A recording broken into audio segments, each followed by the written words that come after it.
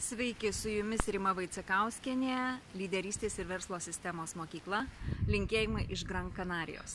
Šiandien aš noriu trumpai pasakyti vieną dalyką.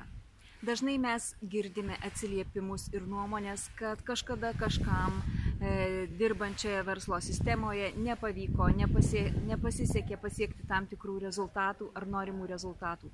Noriu pasakyti štai ką, kad spręsti apie tai, ar mums sekasi, ar mums nesiseka, reikia tuo met, kai mes aktyviai dirbame metus laiko.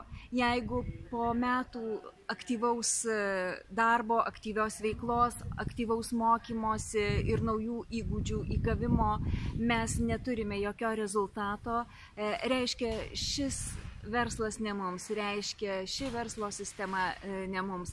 Arba mes kažką darom ne taip.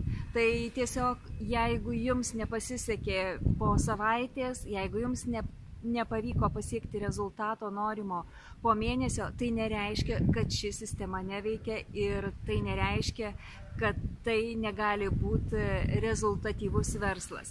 Tiesiog rekomenduoju atidžiau pažvelgti į galimybės, išstudijuoti, išanalizuoti, kokių įgūdžių ir ko reikia būtent šio verslo plėtrai ir kūrimui ir tiesiog pradėti dirbti naujai.